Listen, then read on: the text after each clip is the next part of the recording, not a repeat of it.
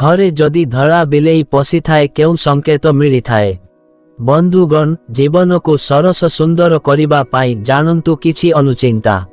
1. ସୁନାର ଦୀପରେ ସୂର୍ଯ୍ୟ ଓ ଗୁରୁ ଗ୍ରହଙ୍କ ବାସ ହୋଇଥାଏ। ତେଣୁ ସୁନାର ଦୀପ ଜଳାଇବା ଦ୍ୱାରା ଜୀବନରେ ଉନ୍ନତି ପ୍ରାପ୍ତ ହୋଇଥାଏ। 2. ଚାନ୍ଦିର ଦୀପରେ ଶୁକ୍ର ଓ ଚନ୍ଦ୍ର ନିବାସ କରିଥାନ୍ତି। ତେଣୁ ଏହି ଦୀପ ଜଳାଇବା ଦ୍ୱାରା ମା ଲକ୍ଷ୍ମୀଙ୍କ କୃପା ପ୍ରାପ୍ତ ହେବା ସହ ଧନର ଅଭାବ ହୁଏ ନାହିଁ। 3. ଶନିବାର ଓ ମଙ୍ଗଳବାର ଦିନ ବିରି ବିଛାଇ ଲୁହା ବା ଅଷ୍ଟିଲର ଦୀପରେ ସୋରିଷ ତେଲ ଦେଇ ଜଳାଇବା ଦ୍ୱାରା ଆକସ୍ମିକ ଦୁର୍ଘଟଣାରୁ ରକ୍ଷା ମିଳିଥାଏ।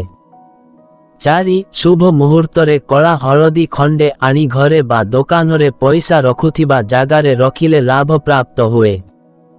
5. ଯଥା ସମ୍ଭବ କିନ୍ନରଙ୍କୁ ସହାୟତା କରିବା ଉଚିତ ଏବଂ ତାଙ୍କ ଠାରୁ ମୁଦ୍ରାଟିଏ ଆଣି କ୍ୟାଶ୍ ବାକ୍ସରେ ରଖିବା ଦ୍ୱାରା ବ୍ୟବସାୟରେ ଲାଭ ପ୍ରାପ୍ତ ହୁଏ। 6. ଗୋଟିଏ ନାଲି ସୂତା କପଡ଼ାରେ ନଡ଼ିଆ ବାନ୍ଧି ନଦୀରେ ପ୍ରବାହିତ କରିଲେ ମନସ୍କାମନା ପୂରଣ ହୁଏ। 7. ଶୁକ୍ଳ ପକ୍ଷ ଶନିବାର ଦିନ ଏକ ବଂଶୀରେ ଚିନି ଭର୍ତ୍ତି କରି ନିର୍ଜନ ସ୍ଥାନରେ ପୋତିବା ଦ୍ୱାରା ରୋଜଗାର ପ୍ରାପ୍ତି କରାଯାଇଥିବା ମନସ୍କାମନା ପୂରଣ ହୁଏ। 8. ବରଗଛର ପତ୍ରରେ ମନର ଇଚ୍ଛା ଲେଖି ନଦୀରେ ଭସାଇବା ଦ୍ୱାରା ମଙ୍ଗଳକାରୀ ହେବା ସହ ଇଚ୍ଛା ପୂର୍ଣ୍ଣ ହୋଇଥାଏ।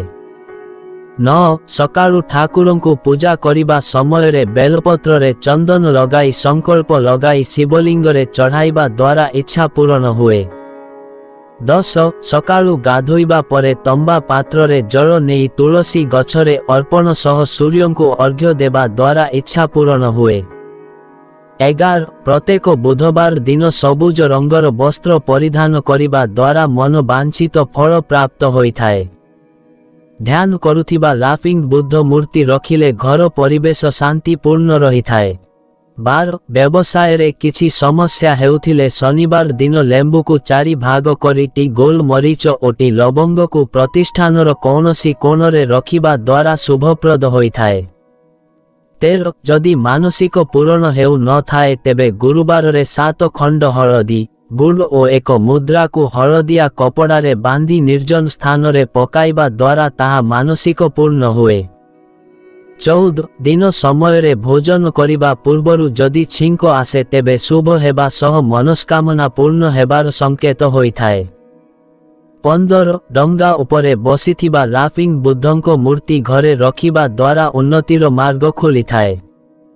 ଘରେ ଯଦି କେବେ ଧଳା ବିଲେଇ ଆସେ ତେବେ ଶୁଭପ୍ରଦ ହୋଇଥାଏ ଏବଂ ମନସ୍କାମନା ପୂର୍ଣ୍ଣ ହେବାର ସଂକେତ ହୋଇଥାଏ।